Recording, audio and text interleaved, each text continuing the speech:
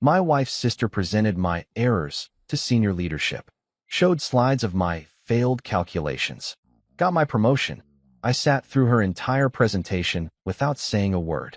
After she finished, I asked one simple question that made the room go silent. Look, I've been through some rough situations in my 32 years on this planet. I once sat through a 4-hour timeshare presentation in Florida just to get a free breakfast buffet that turned out to be stale bagels and something they called juice, but was clearly just orange-flavored sadness. I've survived Thanksgiving dinners where my Uncle Jerry explained cryptocurrency for 3 consecutive hours while my soul slowly left my body. Hell, I even made it through my college roommate's experimental jazz phase, which was less music and more, what if we tortured a saxophone in front of a live audience? But nothing, and I mean absolutely nothing, could have prepared me for the psychological warfare I was currently enduring in Conference Room B on this particularly soul-crushing Thursday afternoon. Picture this: a boardroom so quiet you could literally hear the fluorescent lights humming their song of corporate despair, and somewhere in the distance, I swear a spreadsheet was softly weeping. The temperature was set to that special kind of cold that makes you wonder if the AC is actually a cryogenic chamber designed to preserve middle management for future generations. Around the table sat 12 of my colleagues, each one wearing that glazed-over expression that said they'd rather be literally anywhere else, stuck in traffic, getting a root canal, watching paint dry in real time, you name it. And there I was, Daniel Cross, lead financial analyst and apparently today's main course, sitting through what could only be described as a 1-hour public execution disguised as a quarterly review presentation. The executioner? Oh, that would be Amber Lane, my wife's sister, self-proclaimed data visionary, and the human equivalent of a participation trophy that somehow convinced itself it deserved first place. She was standing at the front of the room with her wireless presentation clicker gripped in her hand like she'd just discovered the cure for inflation, world hunger, and my career all in one fell swoop. Her blonde hair was pulled back in one of those aggressively tight ponytails that screamed, "I'm here to destroy lives, and I have the hairspray to prove it." And she'd paired it with a power suit so aggressively red, it looked like she'd mugged a fire engine on her way to work. Every single slide that flashed up on that massive screen behind her was a masterpiece of passive-aggressive corporate warfare. Red circles everywhere, like some deranged teacher had gone absolutely feral with a grading pen. Arrows pointing dramatically at numbers that I knew for a fact were perfectly calculated. Zoom-ins on sections of my financial model that would make a CSI crime scene photographer proud. She'd even added some kind of pulsing highlight effect to really drive home the "look at this idiot's mistakes" vibe she was going for. The presentation was titled Critical Analysis, Identifying and Correcting Forecasting Discrepancies in the Wellington Account Model. Translation: watch me end this man's whole career in Comic Sans. I wanted to clap, honestly. Not because I was impressed with her analytical skills. Those were about as sharp as a bowl of pudding. But because you had to admire the sheer audacity. The woman had stolen my work, twisted it like a pretzel, and was now serving it back to me as evidence of my own incompetence. That takes a special kind of sociopathic creativity that you just don't see every day in your average corporate environment.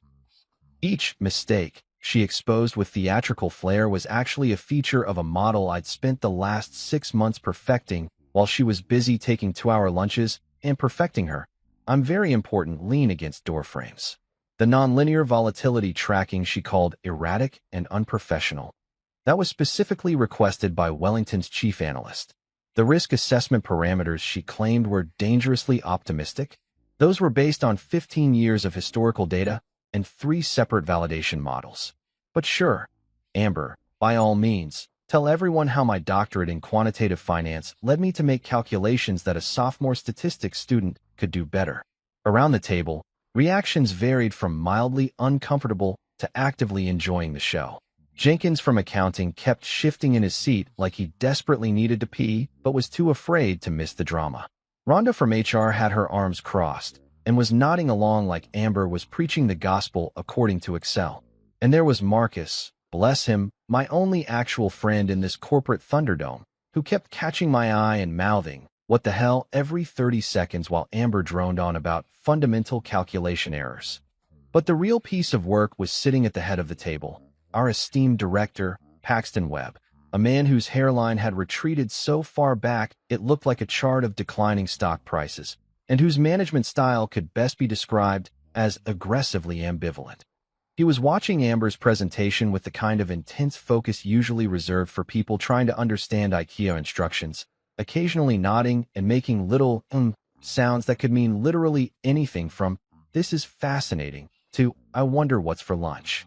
Amber clicked to another slide, this one showing a comparison between my flawed projections and her corrected analysis. The corrected analysis was, hilariously, just my original work with 2 decimal places moved and the formatting changed from blue to green.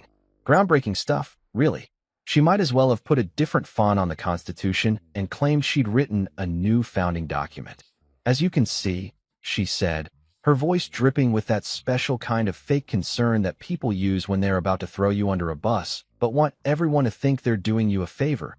"Daniel's approach shows creative thinking, which we value, but it lacks the rigorous methodology required for a client of Wellington's caliber. I've taken the liberty of restructuring the entire framework to ensure accuracy and reliability." Creative thinking. That was code for "he's an idiot, but I'm too polite to say it directly." And she was stealing my promotion right there in front of me, in front of everyone, while probably already mentally redecorating the office that should have been mine. The presentation finally, mercifully, came to an end after what felt like several geological eras. Amber clicked off the projector with a satisfied smile, the kind of smile a cat gives right after knocking your favorite mug off the counter and maintaining eye contact the whole time. She smoothed down her blazer and looked directly at me with fake sympathy that made my eye twitch. Then Paxton, blessed management oracle that he was, turned his receding hairline in my direction and asked the question I'd been simultaneously dreading and waiting for. "Daniel, you've been awfully quiet through all this. Do you have anything to say in response to these concerns?" The room went silent. Not regular quiet, but that special kind of silence where everyone's holding their breath waiting for someone to either explode or implode, and honestly either option would be entertaining at this point. I could feel 12 pairs of eyes boring into me, waiting to see if I'd crumble, if I'd argue, if I'd have a complete meltdown and flip the conference table like some kind of corporate action hero. I took a slow sip of my coffee, which had gone from lukewarm to cold during Amber's presentation and now tasted like bitter regret with a hint of betrayal. I set the cup down carefully, leaned back in my chair with the casual confidence of a man who'd been holding pocket aces the entire time, and smiled. Not a big smile, just a small one, the kind that suggested I knew something nobody else in the room did. "Just one question," I said. The room froze. Amber's triumphant expression flickered just slightly. And somewhere in the universe, karma started warming up in the bullpen. I wasn't always the guy silently watching his reputation get barbecued over lukewarm coffee while his sister-in-law played executioner with a laser pointer. There was actually a time, believe it or not, when I was what you might call the golden boy of Wellington Financial Analytics. I know, hard to picture now that I'm basically the corporate equivalent of a piñata, but stick with me here, because this story gets worse before it gets better, which is really the American dream in reverse. 6 years ago, I walked into this company fresh out of grad school with my shiny new doctorate in quantitative finance, a head full of complex algorithms, and absolutely zero ability to engage in normal human small talk. I was that guy at company happy hours nursing a single beer for 3 hours while everyone else argued about whether Die Hard was a Christmas movie, and I'd be in the corner calculating the statistical probability of surviving a fall from Nakatomi Plaza. Fun at parties? Not exactly. Good at my job? Absolutely phenomenal. My specialty was building forecasting models so accurate they bordered on witchcraft. While everyone else was still using basic regression analysis and praying to the Excel gods, I was out here constructing neural networks that could predict market movements with the kind of precision that made senior analysts weep into their morning bagels. I didn't schmooze clients over golf games or spend 3 hours at lunch discussing my personal brand. I just did the work, did it brilliantly, and let the numbers speak for themselves. Turns out, in the corporate world, that's like bringing a calculator to a knife fight. Technically superior, but completely missing the point. My wife Mila loved that about me, at least initially. We met during my second year at the company at some charity gala that my boss forced me to attend. She was working in event coordination, I was hiding behind a decorative plant trying to avoid conversation, and somehow we ended up talking about the completely impractical architecture of the venue. She thought my social awkwardness was refreshing and authentic, which I later learned was code for, at least he's not pretending to be someone he's not. We got married 2 years later in a ceremony that was thankfully devoid of surprise PowerPoint presentations, and for a while there, life was pretty solid. Mila appreciated that I was low drama. No office politics, no backstabbing, no coming home and complaining about who stole whose yogurt from the communal fridge. I'd arrive home at 6:15 every evening like clockwork. We'd cook dinner together while I explained whatever mathematical concept I was currently obsessed with, and she'd nod along even though I'm pretty sure she stopped listening after, so the standard deviation.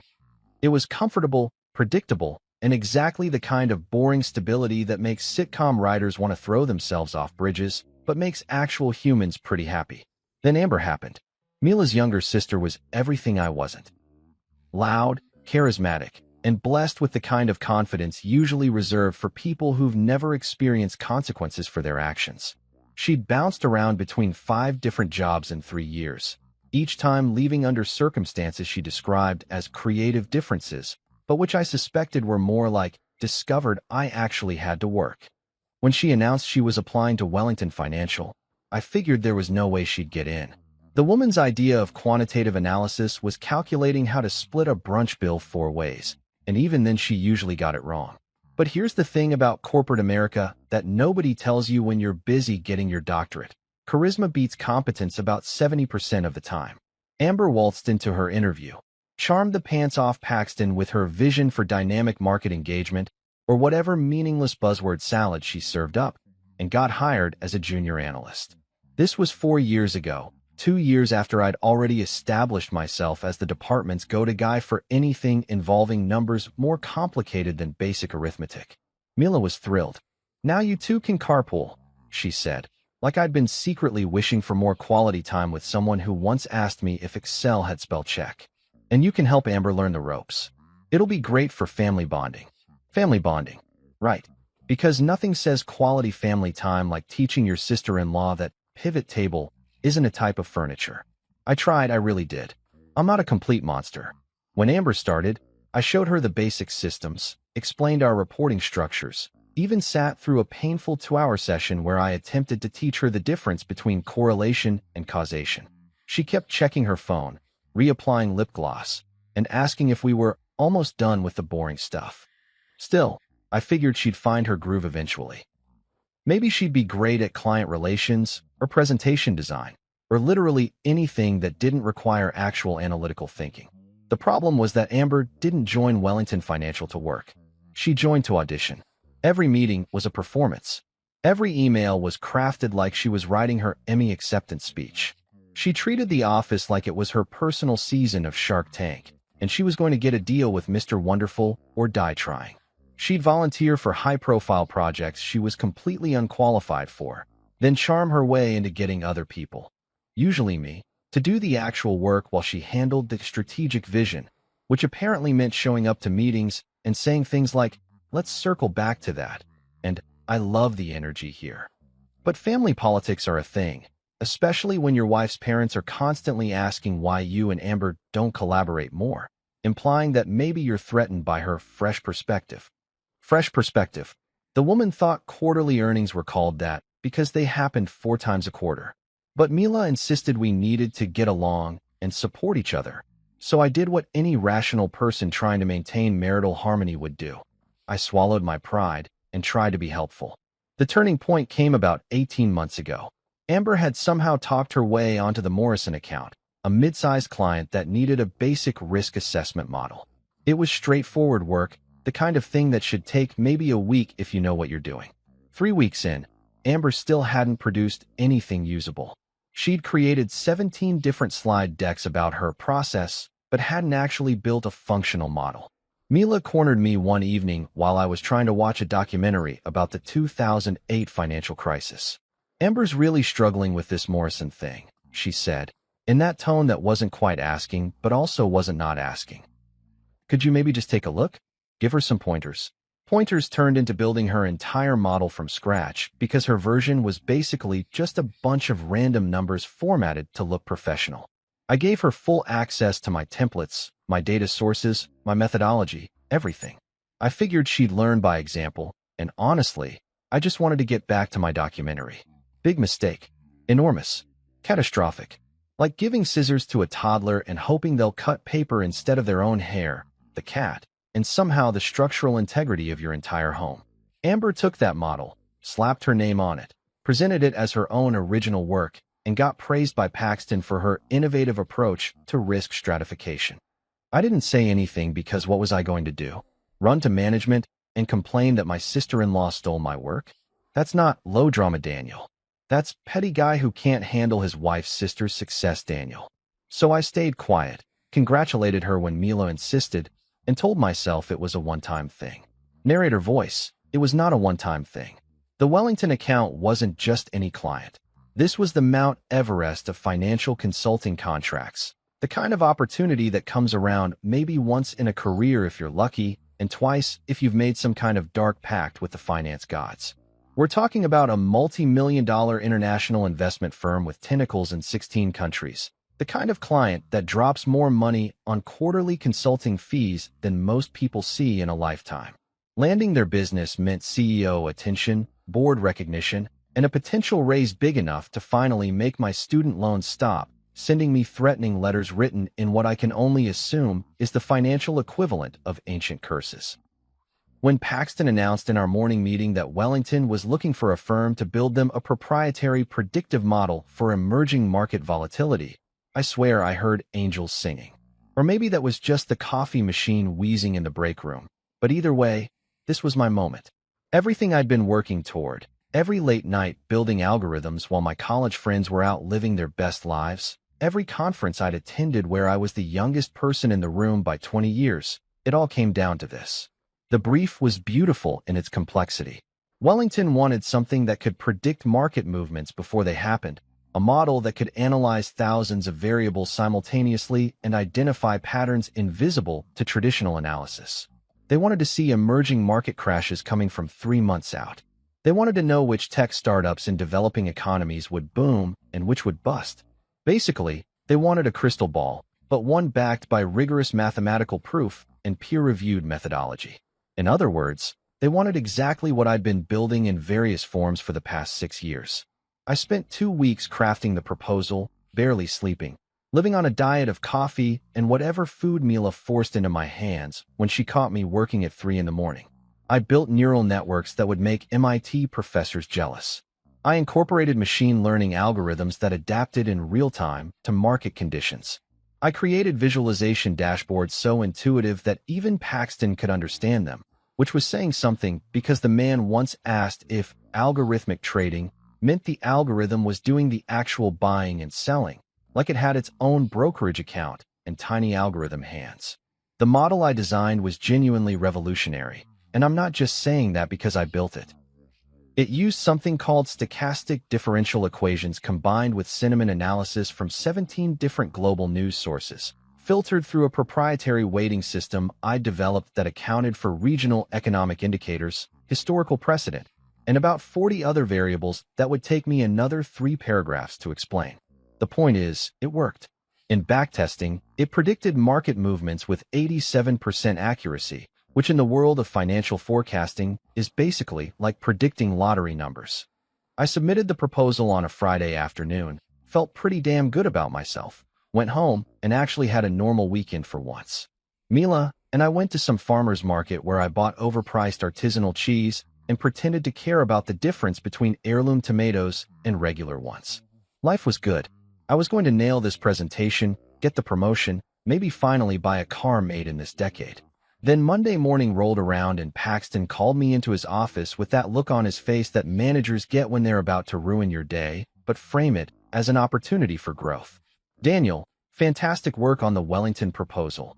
He started, which should have been my first warning sign because Paxton complimenting anyone was like seeing a unicorn. Technically possible, but deeply suspicious. Really fantastic. The technical specifications are exactly what they're looking for. I waited for the other shoe to drop. In corporate America, Compliments are just the appetizers before the main course of disappointment. Now, Wellington is very particular about client relations, Paxton continued, leaning back in his chair that probably cost more than my monthly rent. They want someone who can interface with their executive team, handle the presentation aspects, really sell the vision alongside the technical specs. Right? I said slowly. I can do presentations. I've done dozens of. We're assigning Amber as your collaborator on this one. And there it was. The other shoe, dropping like an anvil in a cartoon, flattening all my hopes and dreams into a two-dimensional pancake of corporate politics. Amber, I repeated, because surely I'd misheard. Maybe he said amber, like the color, and we were redecorating the presentation slides. Maybe he said Amber Alert and was warning me about something. Anything other than what he actually said. She's got great client-facing skills, Paxton explained, like this made any sense at all. Really knows how to work a room. You two will make an excellent team. Your technical expertise and her interpersonal finesse. Interpersonal finesse. That was one way to describe someone whose main skill was talking confidently about things she didn't understand. I wanted to argue, to point out that Amber's idea of technical expertise was knowing how to change the toner in the printer, but Paxton had that look that said the decision was already made, and this conversation was just a courtesy to make me feel like I had a say in my own professional execution. She'll handle the client meetings and presentations, Paxton continued. You focus on building the model, making sure everything's technically sound. Play to your strengths, right? Translation: shut up, do the math, and let Amber take the glory. But what was I going to do? This was still the Wellington account. This was still my chance at that promotion, that raise, that sweet validation that I wasn't just some socially awkward numbers guy destined to crunch data in obscurity until I retired and became that old guy at parties who corners people to talk about the beauty of statistical modeling. So I smiled, nodded, and said, sure, sounds like a great partnership. Narrator voice: it was not a great partnership. The project kicked off the following week, and I immediately understood the dynamic we were working with. I would spend 18-hour days refining the model, testing scenarios, debugging code, and optimizing performance. Amber would show up to meetings with Wellington's team, flash her pageant smile, and say things like, our innovative approach to market prediction, and we've developed a groundbreaking methodology, while gesturing vaguely at slides I'd created at 4 in the morning. I didn't mind at first, honestly. I told myself that everyone has a role to play, and if her role was being the face of the operation while I was the brain, well, that was fine. I'm not naturally comfortable in client meetings anyway. I have this unfortunate tendency to get too deep into technical explanations, and before I know it, I'm 45 minutes into explaining the mathematical proof behind Brownian in motion while my audience's eyes have glazed over like donuts. Amber, meanwhile, could charm anyone. She'd walk into Wellington's boardroom, and let me tell you, their boardroom made our office look like a storage closet, wearing designer suits that probably cost more than my car, and within minutes she'd have their senior analysts eating out of her hand. She remembered their kids' names, asked about their golf handicaps, laughed at their jokes that weren't funny. She was good at the game in a way I'd never be. The model came together beautifully over the next 3 months. Every test I ran exceeded expectations. The accuracy rates were climbing. Wellington's chief analyst, Dr. Patel, kept sending emails with subject lines like impressive results and exactly what we needed. I figured, fine, let Amber bask in the reflected glory. The numbers don't lie, and when this thing goes live and starts making Wellington obscene amounts of money, everyone will know who actually built it. Spoiler alert, I was adorably naive. The email arrived on a Tuesday morning with the subject line, Wellington Account Review Meeting, Mandatory Attendance, which is corporate speak for clear your calendar or clear your desk. I was 3 coffees deep into debugging a minor issue with the model's Asian market parameters when I saw it, sent by Paxton at 7:30 in the morning because apparently sleep is for people without middle management anxiety. The meeting was scheduled for Thursday at 2 p.m. in Conference Room B, which was the fancy one with the big screen and the chairs that didn't squeak when you moved, reserved for either impressing clients or destroying careers. I assumed it was the former. Looking forward to presenting our final results to the team, Amber had replied all within literally 90 seconds, with enough exclamation points to trigger a punctuation warning. So excited to share what we've accomplished. We, our.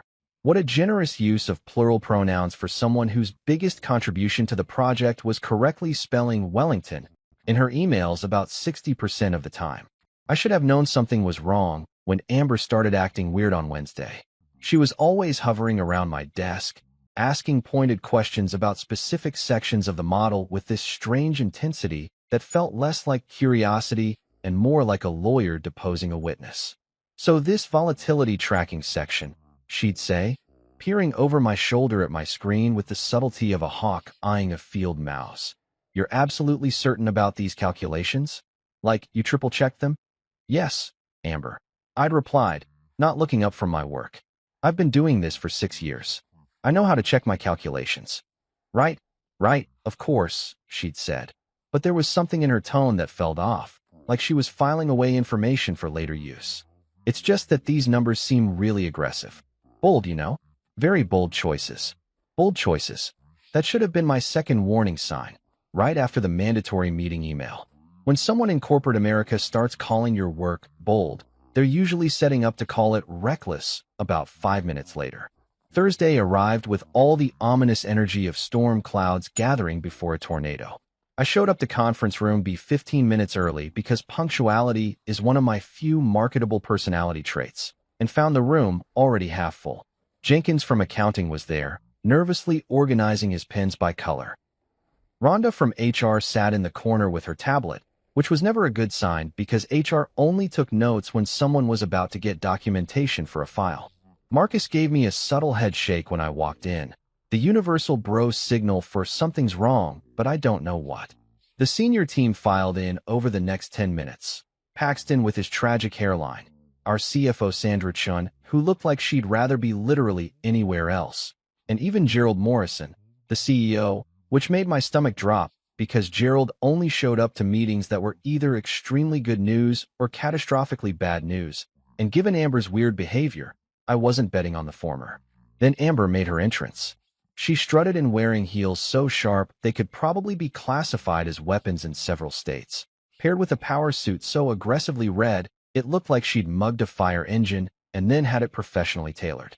Her blonde hair was pulled back in one of those ponytails so tight I was concerned about her blood circulation, and she was carrying a leather portfolio that definitely cost more than my monthly student loan payment. She smiled at everyone like she was about to accept an Oscar, did this weird little wave at the CEO like they were old friends they'd met exactly once, and set up her laptop at the front of the room with the confidence of someone who'd never experienced consequences. "Thank you all for coming," she began, and my internal alarm system started blaring like a submarine about to implode. This was supposed to be our presentation. She'd insisted on that plural pronoun for 3 months, and now suddenly it was just her thanking everyone. "I know we're all busy, so I'll get right to it," Amber continued, clicking to her first slide. The title appeared on the screen, Critical Analysis, Identifying and Correcting Forecasting Discrepancies in the Wellington Account Model. I'm sorry, what? My brain needed a solid 3 seconds to process what I was seeing because surely I'd misread it. Critical analysis? Discrepancies? This was supposed to be a celebration of our successful model, a victory lap before full implementation. I looked at Marcus, who looked at me with the expression of someone watching a car crash in slow motion. Jenkins had stopped organizing his pens. Even Paxton looked confused, which was saying something because confusion was basically his default state. Amber clicked to the next slide, and there it was, a screenshot of my model with red circles drawn around perfectly correct calculations like a teacher grading a failing exam. Big, aggressive red circles that screamed, "This is wrong," in visual form. "I'd like to address some concerning deviations in Daniel's forecasting model," she said, her voice dripping with fake concern so thick you could spread it on toast. She actually placed her hand on her chest like she was physically pained to be doing this. As his collaborator, I've had a front row seat to his process, and while I've tried to address these issues privately, I believe they're serious enough to warrant team discussion. The room temperature seemed to drop about 15 degrees. Everyone's attention swiveled to me like I'd just been accused of embezzlement. I sat there, coffee cup frozen halfway to my mouth, trying to process what was happening. This wasn't a presentation. This was a public execution, and I was the guest of dishonor. She made it sound like I'd accidentally crashed the global economy instead of building what was arguably the most sophisticated forecasting model Wellington had ever commissioned. Every slide was a new attack wrapped in corporate speak and false sympathy. Daniel's creative approach, she'd say, which everyone in that room knew was code for "this idiot doesn't know what he's doing." His unconventional methodology, meaning he's making it up as he goes. His aggressive risk parameters, translating to he's going to bankrupt our client and possibly trigger an international incident. My personal favorite was when she threw in this absolute gem. Daniel is a creative thinker, and we value that innovation here at Wellington Financial. We really do. But sometimes creativity crosses the line into chaos, and I think we've reached that point. Chaos. She actually said chaos. Like I was some kind of mad scientist building models in my basement while cackling maniacally, not a doctorate-holding analyst with 6 years of proven success. The only chaotic thing in this room was her confidence-to-competence ratio, which was so wildly skewed it should have been studied by mathematicians as proof that infinity actually exists. For 60 excruciating minutes, she systematically demolished every aspect of my work with the precision of a surgeon and the mercy of a honey badger. She questioned my data sources, the same sources Wellington specifically requested. She criticized my volatility calculations, which were based on peer-reviewed academic research.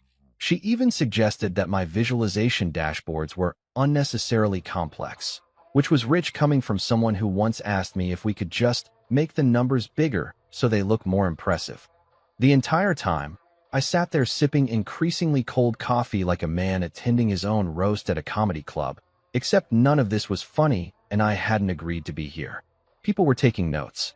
Rhonda was typing furiously on her tablet. Sandra Chun kept glancing at me with this expression that wasn't quite pity, but was definitely in the same neighborhood.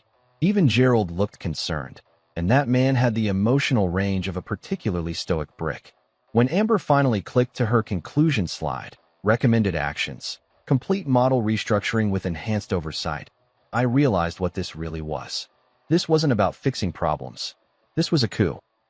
She was going to take over the entire project, get the credit, get the promotion, and leave me looking like the incompetent idiot who couldn't build a functional model without adult supervision.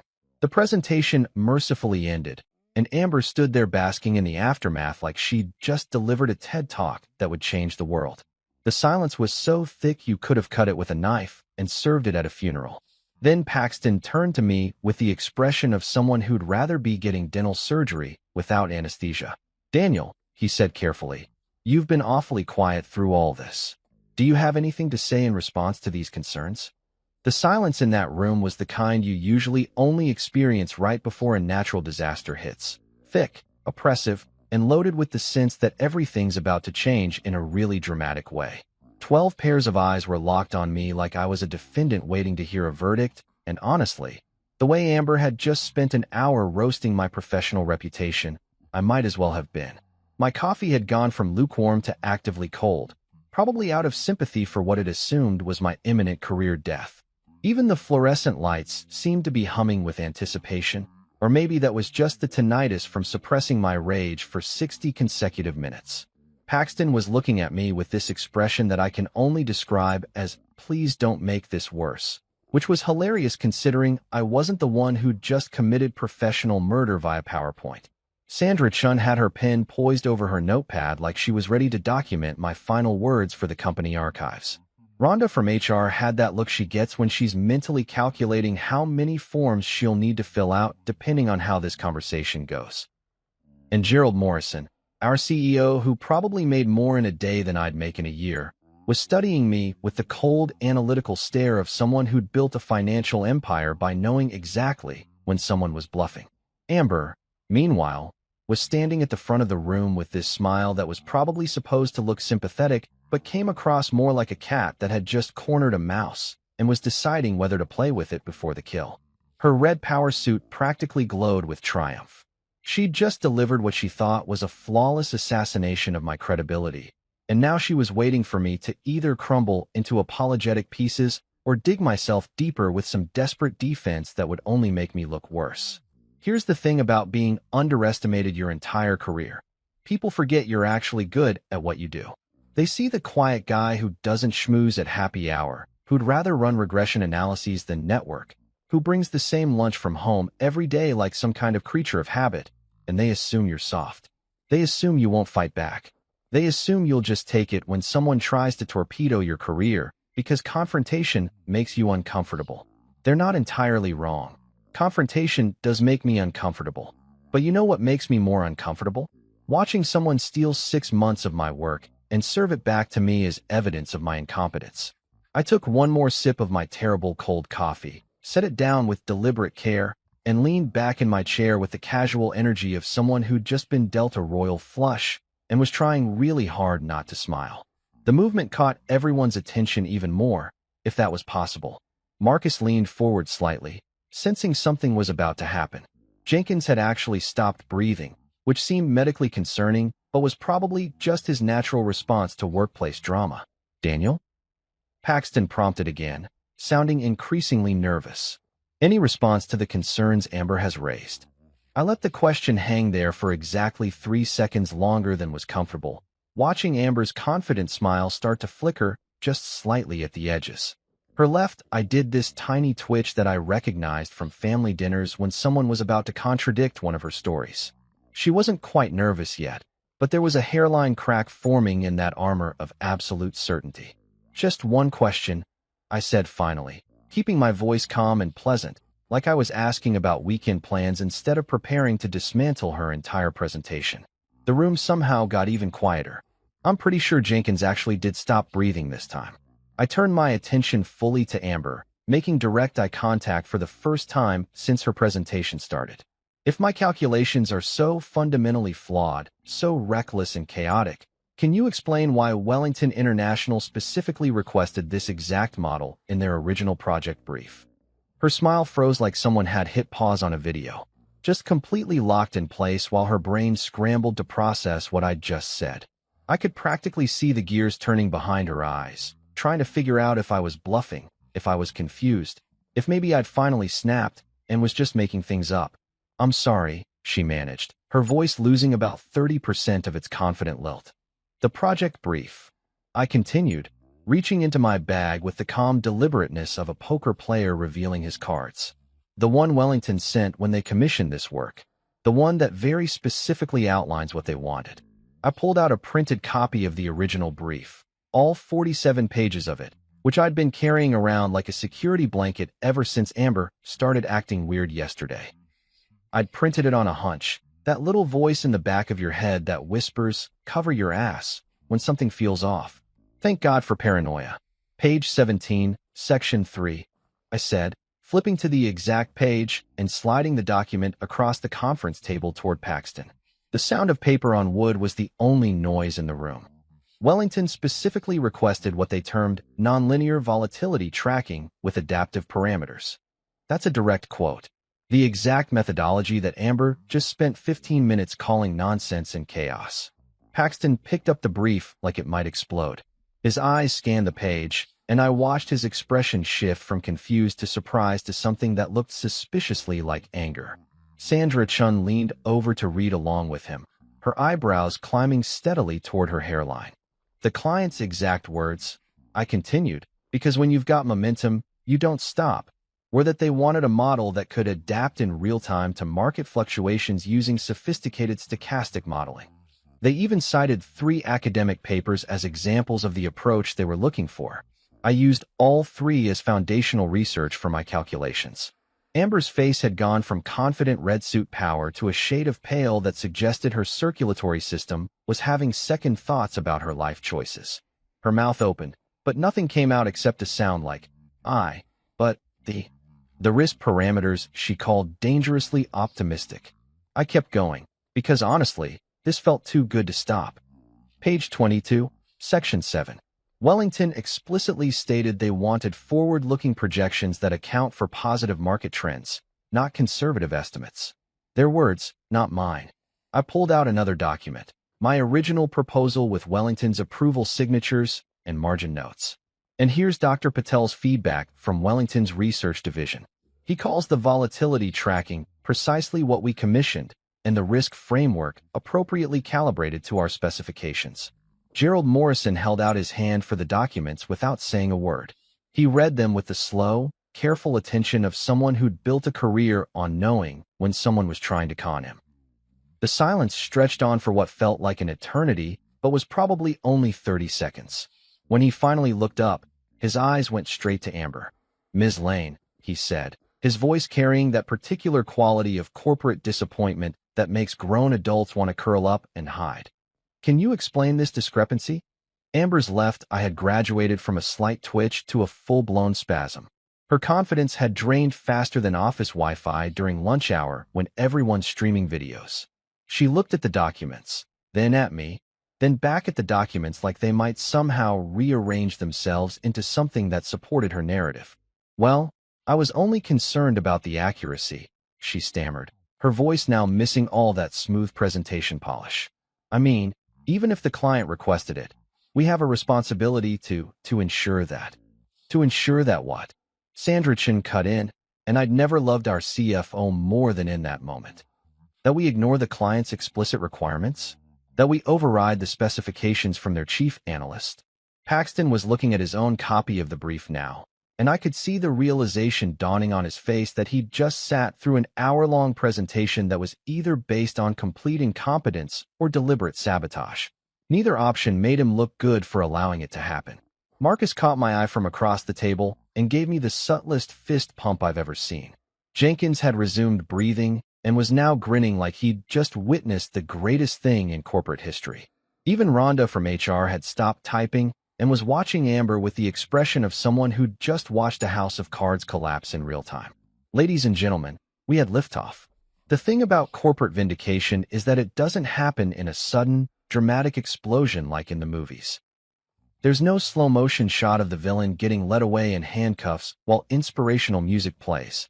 No, in real corporate America, revenge is served cold, bureaucratic, and with an overwhelming amount of follow-up emails that all need to be replied to with per my previous email energy. The meeting ended with Gerald Morrison doing that thing where powerful people stand up without saying anything, and everyone immediately knows the conversation is over. He collected the documents I'd provided, my safety net of paranoid documentation, and walked out with Paxton scrambling behind him like a puppy who knows he's about to get scolded for peeing on the expensive rug. Sandra Chin lingered just long enough to give me a nod that clearly said, "Well played," before following them out. The rest of the team filed out in uncomfortable silence, except for Marcus, who waited until Amber left before giving me a full fist bump and whispering, "That was the most beautiful thing I've ever witnessed in this hellhole." Amber herself practically ran out of that conference room, her designer heels clicking against the floor with the frantic rhythm of someone whose fight-or-flight response had firmly chosen flight. Her red power suit didn't look quite so powerful anymore, more like a target she'd painted on herself. I caught a glimpse of her face as she left, and if looks could kill, I'd have been filing for life insurance. But here's the thing about attempted career murder. When you miss, you better be ready for the consequences. I went back to my desk, opened my email, and did what any reasonable person would do after professionally eviscerating their sister-in-law in front of the entire senior management team. I ordered lunch from that Thai place that's definitely too expensive for a regular Thursday, but felt appropriate for a celebration. Pad Thai never tasted so good as when seasoned with the sweet, sweet flavor of vindication. By the next morning, the fallout had officially begun. I arrived at the office at my usual time, 7:45, because I'm predictable like that, to find that Paxton had already scheduled an emergency conference call with Wellington's lead researcher, Dr. Patel.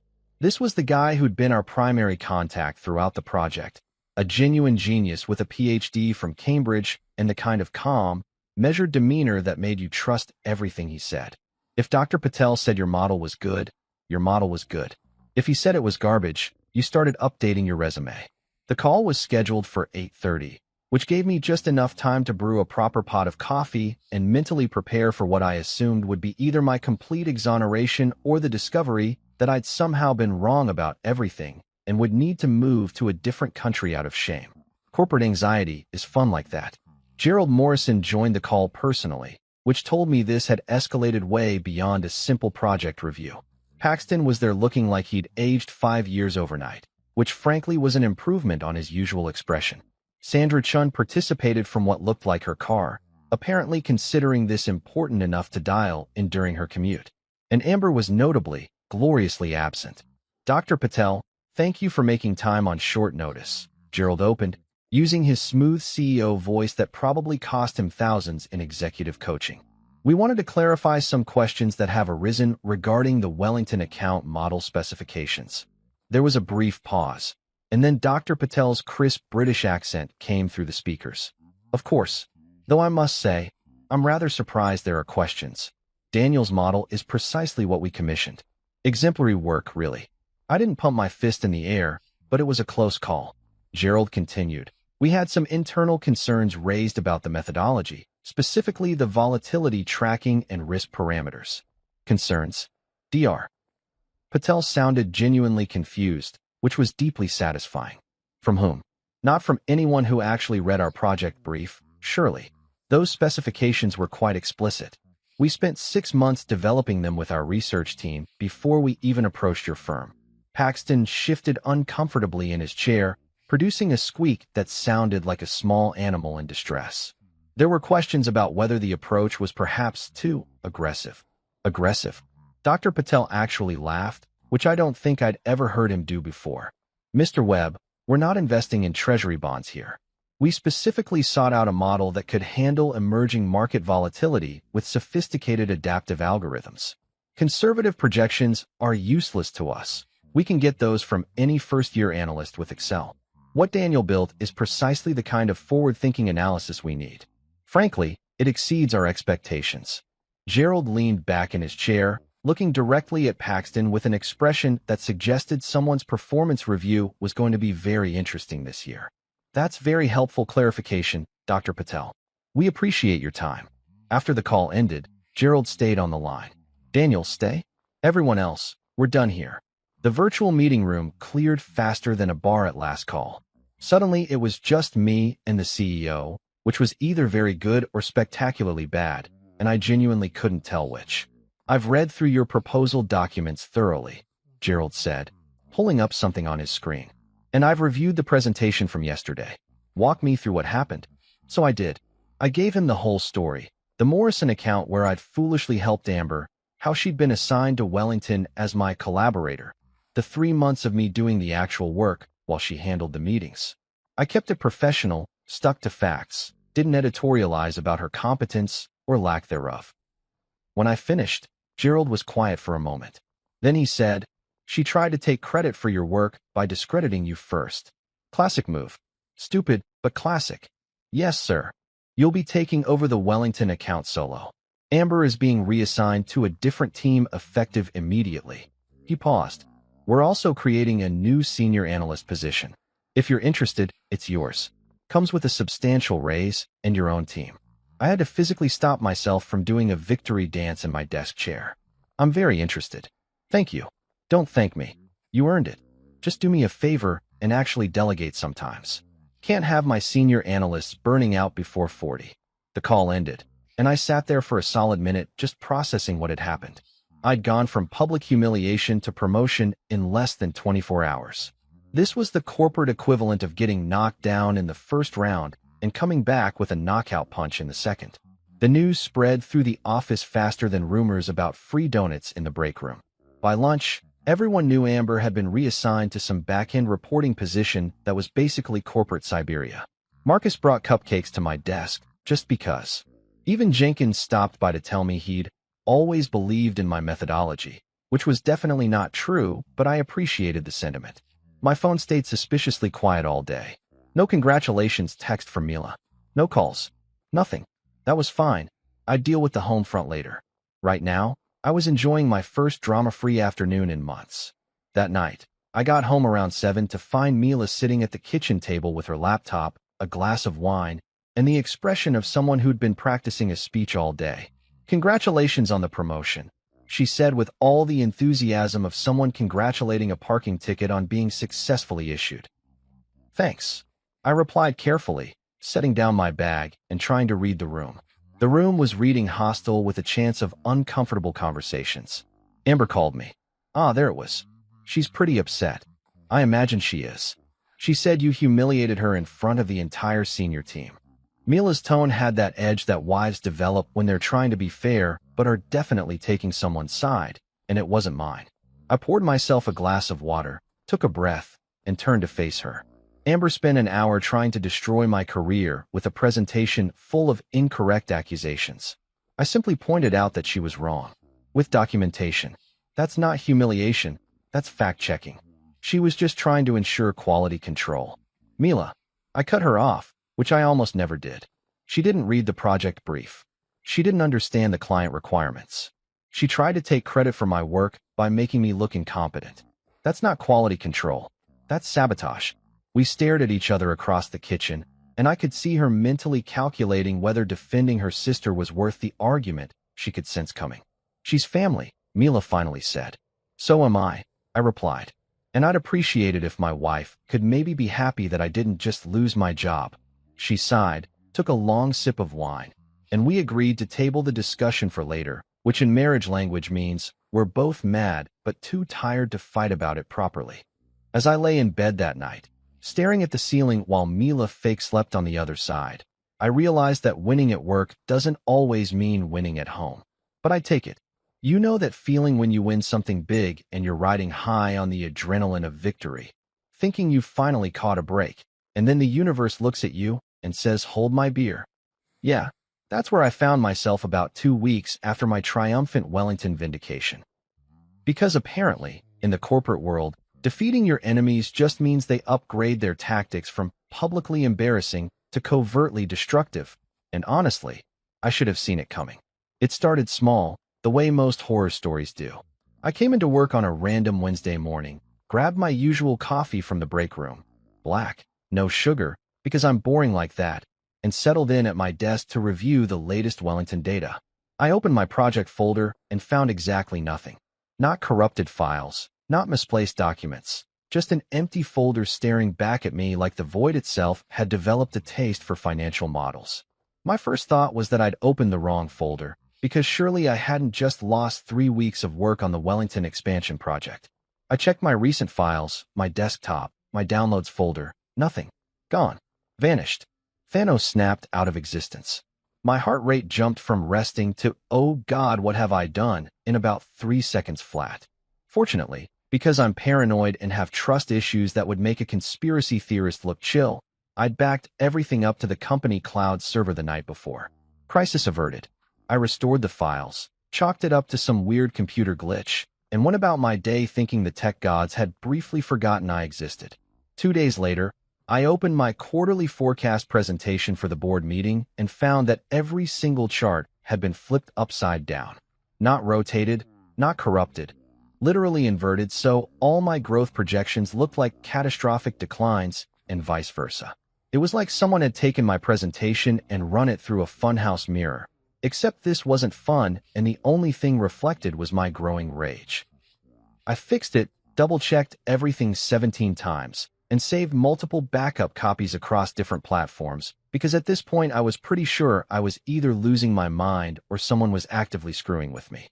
Given my recent history with a certain red suit-wearing sociopath, I had a pretty good guess which one it was. The following Monday, I tried to log into my computer and got a message that my password was incorrect. I tried again, incorrect. A third time, account locked for security reasons, please contact IT. I'd used the same password for 2 years, and suddenly my muscle memory was gaslighting me? I don't think so. I trudged down to the IT department, which was located in the basement like we were working in some kind of tech dungeon, and found my buddy Jin surrounded by approximately 40 monitors and what looked like the contents of a Radio Shack that had exploded. Jin was one of those IT guys who treated computers like they were sentient beings deserving of respect, and treated humans like necessary annoyances who kept breaking said computers. "Let me guess," he said without looking up from whatever digital surgery he was performing. "Login issues?" "How'd you know?" "Because you're the third person this week with mysterious account problems, and the other 2 also happen to work on high-profile projects." He finally looked at me, adjusting his glasses that were perpetually sliding down his nose. "Someone's been playing with the authentication system." "Can you tell who?" Jin's fingers flew across his keyboard with the speed of someone who'd learned to type before they learned to walk. "Technically, no. The logs are clean. But he pulled up something that looked like the Matrix had a baby with an Excel spreadsheet. There's been unusual access patterns from a terminal in conference room C. Late nights, weekends. Someone who shouldn't be here is definitely here. Conference room C was right next to the back-end reporting bullpen where Amber had been reassigned. Coincidence? In a world where gravity exists and water is wet, maybe. In this office? Absolutely not. I fixed my login, changed my password to something that would take a supercomputer about 1,000 years to crack, and went back to my desk feeling like I was developing a legitimate paranoid personality disorder. The problem with paranoia is that sometimes you're actually right, and being right doesn't make you feel better. It just makes you more paranoid. That night, I did something I'm not particularly proud of. I started keeping physical backups of everything. I'm talking printed documents, external hard drives hidden in my desk drawer, USB sticks in my gym bag. I became that guy who saves 17 versions of the same file with increasingly elaborate naming conventions like Wellington _ model _ final _ V3 _ actual _ final _ for _ real _ this _ time. I was sleeping maybe 4 hours a night, jolting awake at 2 in the morning convinced I'd forgotten to back up something crucial. Mila noticed, obviously, because subtle I am not. "You're being paranoid," she said one evening while I was backing up files at 11 p.m. instead of, sleeping like a normal human being. "I'm being prepared," I corrected, clicking save for the 18th time. "Amber's not even on your team anymore. She's in a completely different department. You won. Can you please just let it go? Let it go." Right. Because people who try to destroy your career with PowerPoint definitely just accept defeat gracefully and move on with their lives. That's definitely how vindictive people work. I didn't bother arguing because Mila had made it crystal clear that she considered the whole Wellington incident resolved, and any continued concerns about her sister were just me being unable to move forward. Family loyalty is a hell of a drug, and my wife was apparently mainlining it. The weirdness continued for another week. Files mysteriously moving, folders, email drafts disappearing, my desk chair adjusted to a height that suggested someone who wasn't me had been sitting in it. I started coming in earlier, leaving later, basically treating the office like a crime scene that I needed to monitor personally. Then Jin called me down to IT again on a Friday afternoon with the kind of urgency in his voice that suggested either something was very wrong or very interesting, possibly both. "She's been accessing your files," he said when I arrived, pulling up logs that looked like digital hieroglyphics to my non-IT brain. "We're trying to. Your security settings keep blocking her, but she's definitely attempting to get into your project folders. Can you prove it's her?" "Not definitively. She's using a guest login that doesn't officially exist, which is either impressive or concerning, depending on your perspective." He scratched his head, making his already messy hair look like he'd been electrocuted. "But she screwed up yesterday. Left a session open in conference room C. The login trail leads back to her employee ID. Can we report this?" Jin gave me a look that suggested I'd just asked if we could report that water was wet. Report what? That someone maybe possibly accessed files they might have had legitimate reasons to access? Without concrete proof of malicious intent, IT security won't do anything. Corporate politics, man. I left the IT dungeon feeling like I was trapped in some kind of corporate psychological thriller where the villain had already been defeated but refused to die. Like I was in a horror movie and had forgotten that you always need to double-tap the zombie or it comes back for the sequel. That weekend, I did what any rational person would do when they suspect they're being sabotaged. I deep dove into LinkedIn stalking. I pulled up Amber's profile, which she updated with the frequency of someone running for office, and that's when I saw it. Thrilled to announce my new position as Director of Strategic Forecasting at Criterion Analytics. I read it 3 times to make sure I wasn't hallucinating. Criterion Analytics, our biggest competitor, the firm that had been trying to poach Wellington as a client for the past 2 years. And Amber had just waltzed into a director position, a title that definitely hadn't existed before, doing specifically the work I was known for. The announcement was 2 days old, which meant while I'd been paranoid about file tampering and login issues, she'd been interviewing with the competition. The tech sabotage wasn't petty revenge, it was intelligence gathering. She'd been trying to steal my methodologies, my models, my actual work to take with her to Criterion. I sat there on my couch, laptop burning my thighs, while Mila watched some reality show about people buying houses they definitely couldn't afford. My forecasting model had predicted market trends with 87% accuracy. Somehow I'd failed to predict that my sister-in-law was essentially committing corporate espionage. "Everything okay?" Mila asked during a commercial break.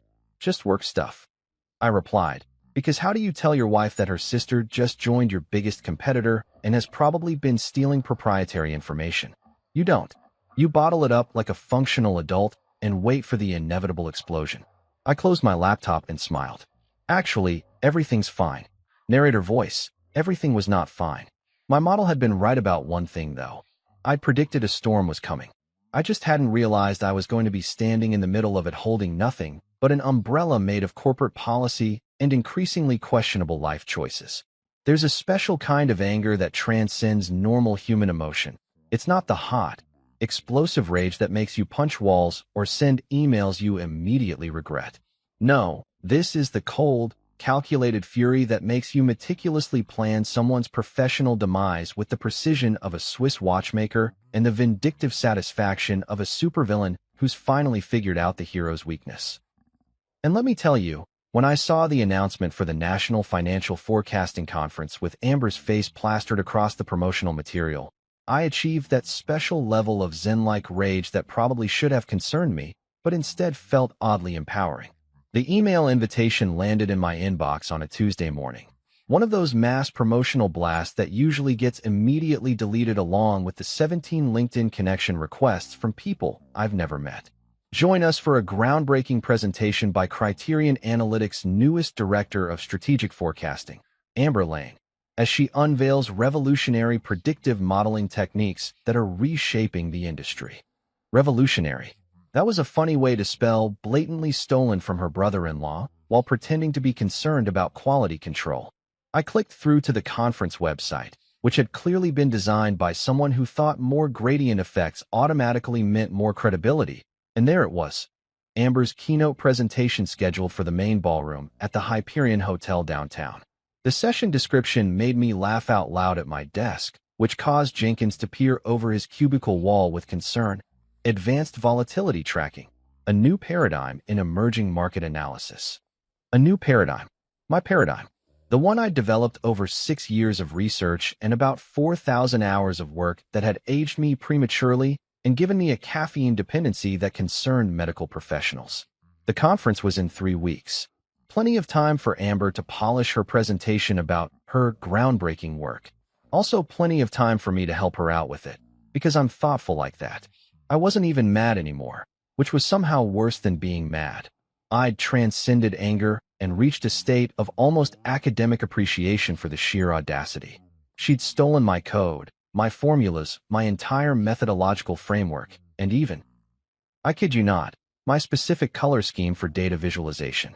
The woman had copied my work down to the exact shade of blue I used for confidence intervals. That takes a special kind of brazen that you almost have to respect, like being impressed by a pickpocket who steals your wallet and then tries to sell it back to you. I spent the rest of that day in what I can only describe as a fugue state of productive scheming. On the surface, I was running my normal analyses, attending my usual meetings, responding to emails with appropriate professional courtesy. But in my head, I was orchestrating something that would make Machiavelli slow clap. The beautiful thing about being underestimated your whole career is that nobody suspects you're capable of elaborate revenge plots. Quiet Daniel, who brings the same turkey sandwich for lunch every day? Nah, he's too passive for retaliation. He'll probably just write a stern email and call it justice. Wrong. That evening, I stayed late at the office, not unusual for me, which was convenient for what I was planning. I pulled up everything I had on the Wellington model, the original specifications, my development timeline with timestamps, every iteration and version saved with meticulous detail, because I have organizational issues that occasionally work in my favor.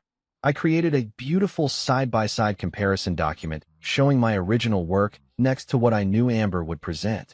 It was like one of those expectation versus reality memes, except both sides looked identical because she'd literally copied my homework. The masterstroke, though, was finding that one typo I'd made in version 12 of the model, a transposed digit in a reference formula that didn't affect the calculations, but was distinctive enough to be a fingerprint. I'd caught it and fixed it in version 13, but if Amber had stolen version 12 like I suspected, that typo would be in her presentation. It was the mathematical equivalent of leaving a trap for someone copying your work, except I'd done it accidentally, and was now retroactively calling it genius. Marcus found me around 8 p.m., still at my desk surrounded by printouts and looking like a beautiful mind detective board without the actual string connecting everything. Dude, you okay? You've got that look. What look? The look people get right before they do something either really brilliant or really stupid, and it's honestly 50-50 which one. He leaned against my cubicle wall, arms crossed. This is about Amber, isn't it? I filled him in on the conference, the keynote, the whole situation. Marcus listened with increasing delight, his grin growing wider with each detail. So what are you going to do? I'm going to help her with her presentation, I said innocently. Help her? Yep. Make sure she has all the visual aids she needs for a comprehensive, thorough demonstration of her work.